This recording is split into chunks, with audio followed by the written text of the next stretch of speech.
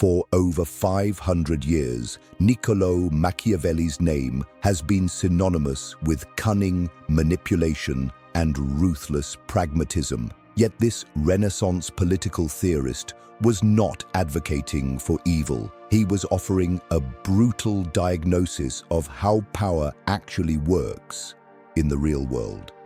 His masterpiece, The Prince, written in 1513, remains one of the most controversial and misunderstood works of political philosophy ever penned. Machiavelli's central insight was revolutionary. The gap between how we think leaders should behave and how they must behave to be effective is enormous. He argued that those who cling too tightly to conventional morality in positions of power will not only fail, but often cause more harm than those willing to act pragmatically. This doesn't mean abandoning all ethical principles, but rather understanding when and how to apply them strategically. In our modern world of corporate politics, social dynamics, and personal relationships, Machiavelli's observations about human nature remain startlingly relevant. Here are 6 key lessons about why trying to be conventionally good can be counterproductive and what to do instead.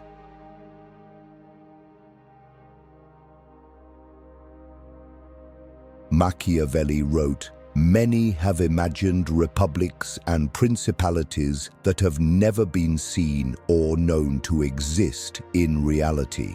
His point was that political theorists and moralists had created elaborate fantasies about how societies should function while ignoring how they actually do function. These utopian visions, however beautiful in concept, consistently crumbled when confronted with the messy realities of human nature. The fundamental error of idealistic thinking is assuming that good intentions automatically translate into good outcomes.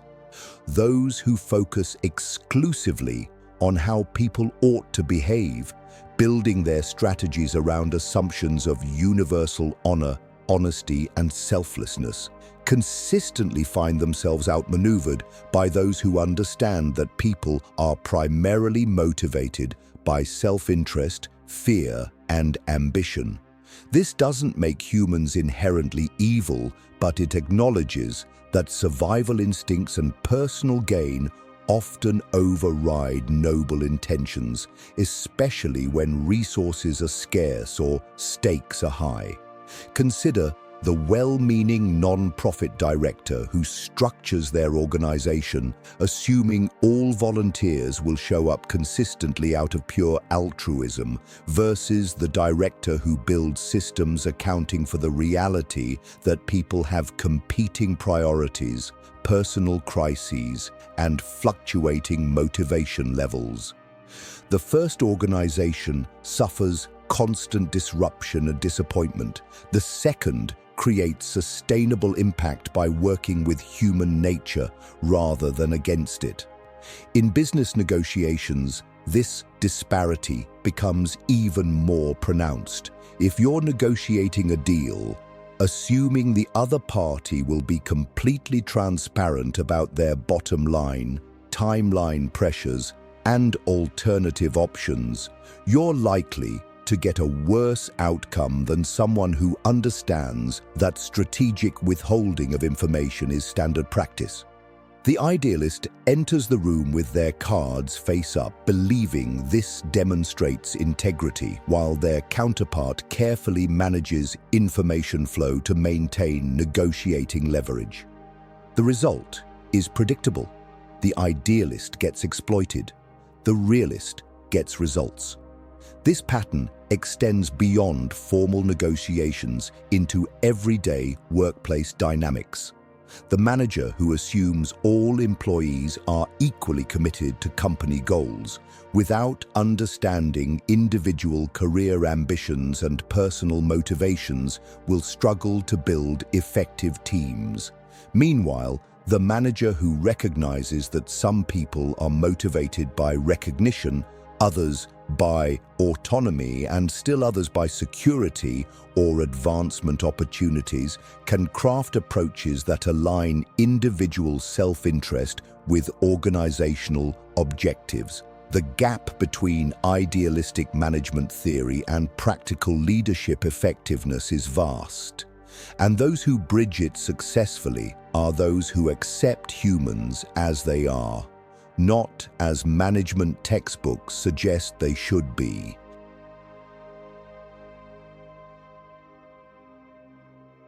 Traditional virtue ethics suggests that certain qualities, honesty, generosity, mercy, are always good. Machiavelli turned this on its head, arguing that a leader must be capable of being dishonest, stingy, and harsh when circumstances require it. This wasn't moral relativism or an abandonment of ethics, but rather a recognition that context determines which virtues serve the greater good at any given moment. The danger of moral rigidity becomes apparent when predictable virtue gets weaponized against virtuous leaders. A CEO known for always telling the truth becomes vulnerable to competitors who extract sensitive information through direct questions. A generous manager finds their budget constantly pressured by subordinates exploiting their giving nature. These leaders fail not because they're bad people, but because they've become strategically predictable in ways that undermine effectiveness. Consider a manager discovering employee embezzlement. The virtuous response, offering explanation opportunities, counseling, and redemption paths, demonstrates compassion but signals to others that serious transgressions have minimal consequences. Potential encouraging more misconduct. Sometimes swift termination and legal action, though harsh to the individual, better serves systemic integrity. Effective leaders develop situational virtue, deploying different moral frameworks depending on ultimate responsibilities.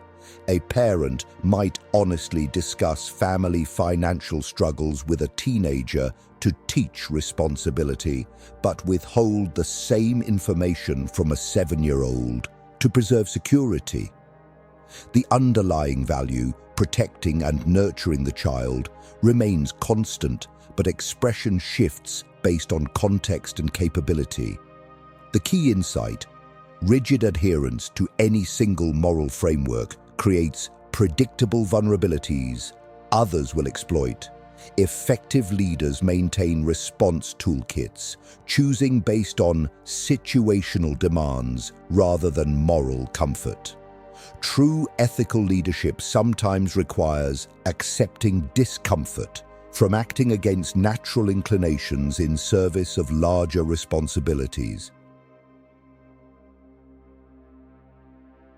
Perhaps Machiavelli's most controversial insight was his discussion of when cruelty becomes necessary. He distinguished between cruelty that serves a purpose, preventing greater harm, and cruelty for its own sake, which he condemned. This wasn't sadism disguised as strategy, but calculated harshness designed to minimize overall suffering through decisive action. His example was Cesare Borgia's appointment of a brutal governor to pacify a rebellious region. Once order was restored, Borgia had the governor executed to satisfy the people's desire for justice. This sequence of actions, harsh suppression followed by symbolic justice, achieved stability more effectively than either pure kindness or random violence would have. The temporary cruelty prevented prolonged chaos that would have caused far greater suffering. In modern contexts, this translates to leaders who accept short-term pain to prevent long-term catastrophe. A CEO implementing painful layoffs early in a restructuring rather than letting a company slowly bleed talent and resources exemplifies this principle. The immediate suffering is intense but contained, preventing the broader collapse that would harm far more employees, customers, and stakeholders. The leader who lacks the stomach for such decisions often presides over slower but more extensive damage, death by 1,000 cuts rather than surgical amputation. Consider a school principal dealing with a violent student. Compassionate instincts might favor counseling and second chances, but if the student continues threatening others, immediate expulsion protects the broader school community. The cruel decision to remove one student serves the greater good of maintaining a safe learning environment for hundreds of others. Strategic cruelty requires emotional discipline, the ability to act against natural empathy when broader responsibilities demand it. It's not about becoming heartless, but about accepting that leadership sometimes means bearing the psychological burden of causing immediate harm to prevent greater suffering. The key is ensuring the cruelty truly serves a proportional purpose, not merely personal convenience or conflict avoidance.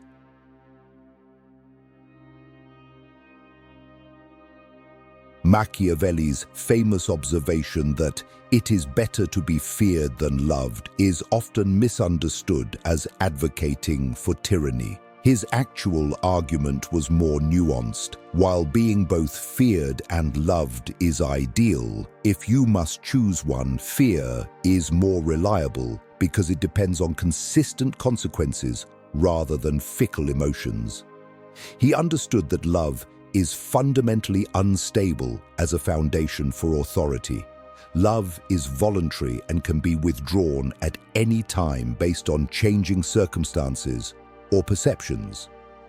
People stop loving leaders who make unpopular decisions, face setbacks, or simply become familiar and boring.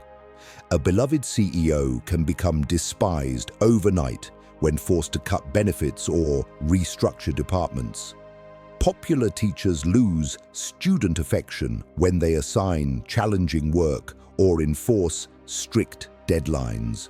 The emotional foundation shifts with every difficult decision, making love-based authority inherently fragile. Fear, however, is based on understanding that certain boundaries will be enforced regardless of how people feel about the enforcer. It creates predictable parameters that people can navigate reliably. This doesn't mean ruling through terror or intimidation, but rather ensuring that your words carry genuine weight and that stated consequences actually materialize when lines are crossed. Consider the difference between two coaches, one beloved for being friendly and accommodating, another respected for consistent standards and fair but firm enforcement of team rules. When pressure mounts during championship season, players under the popular coach often slack off because they know complaints won't result in real consequences. Players under the demanding coach maintain discipline because they understand that performance standards aren't negotiable regardless of personal relationships. The key is proportional, predictable enforcement that makes people think twice before testing your limits. A parent whose threats are never followed through quickly loses influence over their children. A manager who issues warnings without consequences finds their authority evaporating. Effective fear isn't about cruelty, it's about reliability. People can respect and even appreciate leaders who enforce boundaries consistently, even when they don't always like the specific decisions being made.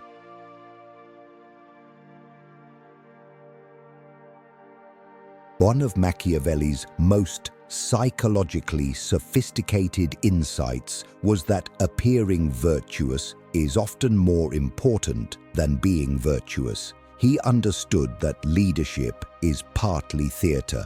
People respond to their perception of your character more than to your actual inner state. This wasn't cynical manipulation, but recognition that followers need psychological anchors, and those anchors are built through observable behavior rather than invisible intentions. This means that a leader might need to project confidence when feeling uncertain, display calm during chaos, or show strength when feeling vulnerable.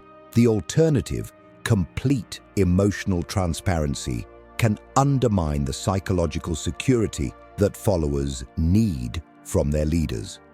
A pilot announcing personal doubts about landing in bad weather might be refreshingly honest, but would terrify passengers who need to believe in their competence.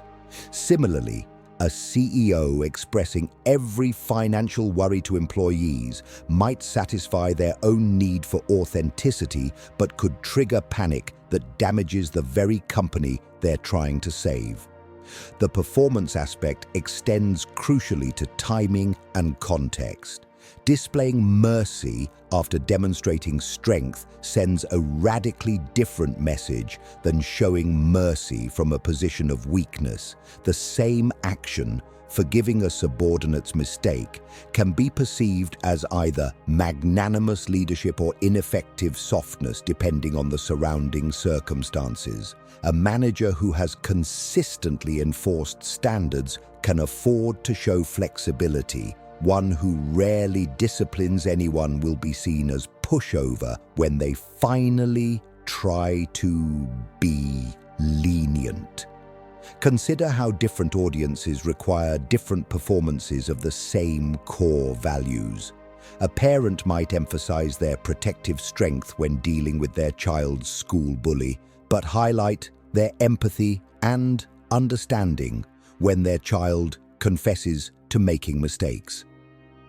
The underlying love and care remain constant, but the expression adapts to what the situation requires for maximum effectiveness. Authentic leadership isn't about raw emotional honesty. It's about strategically deploying genuine qualities to serve your ultimate responsibilities and the needs of those who depend on you.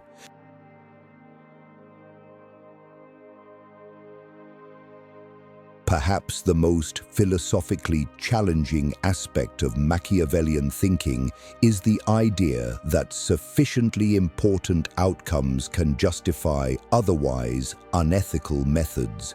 This consequentialist approach directly conflicts with deontological ethics that judge actions based on their inherent rightness or wrongness, forcing leaders to grapple with uncomfortable moral calculations that textbook ethics rarely address.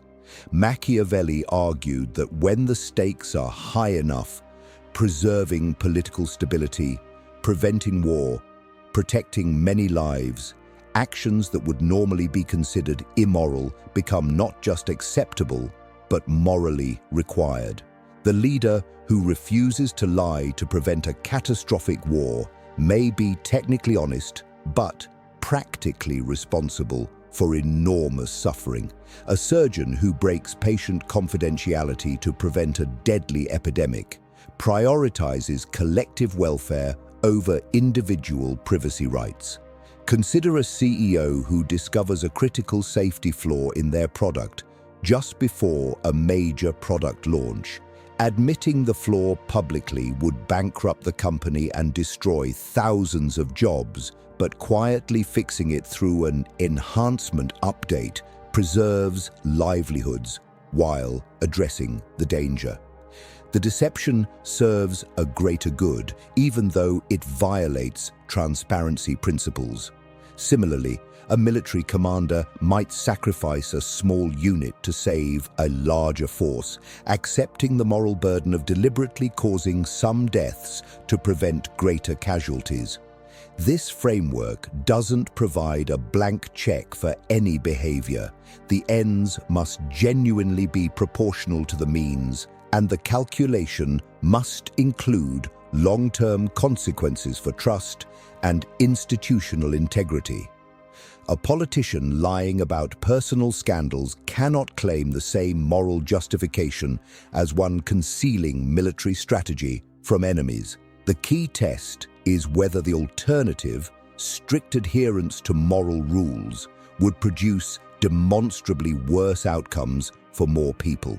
Rigid moral rules applied without regard to context can produce worse outcomes than flexible principles applied thoughtfully. True ethical leadership sometimes requires accepting personal moral compromise to serve larger responsibilities, bearing the psychological weight of imperfect choices in an imperfect world.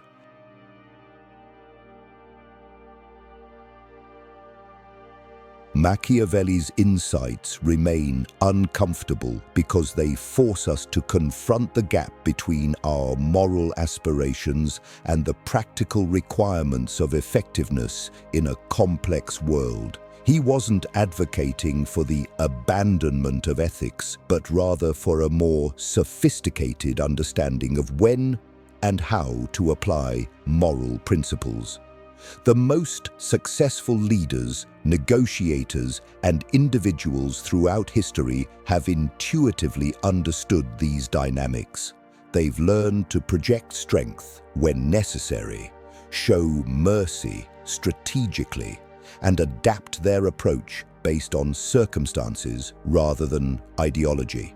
They understand that human nature includes both noble and base impulses, and they plan accordingly. This doesn't mean becoming cynical or abandoning genuine care for others. Rather, it means developing the strategic thinking necessary to achieve good outcomes in a world where not everyone shares your values or constraints. Sometimes the most ethical thing you can do is set aside your immediate moral comfort to achieve a larger moral purpose. The alternative, clinging to idealistic approaches that consistently fail, may feel more virtuous in the moment, but often produces worse results for everyone involved. As Machiavelli understood, the road to ineffective leadership is paved with good intentions that ignore the realities of human nature and power dynamics. In our personal and professional lives, we don't need to become calculating manipulators, but we do need to understand the games being played around us and develop the flexibility to respond effectively when others don't share our commitment to conventional virtue. Only by understanding power can we hope to use it wisely.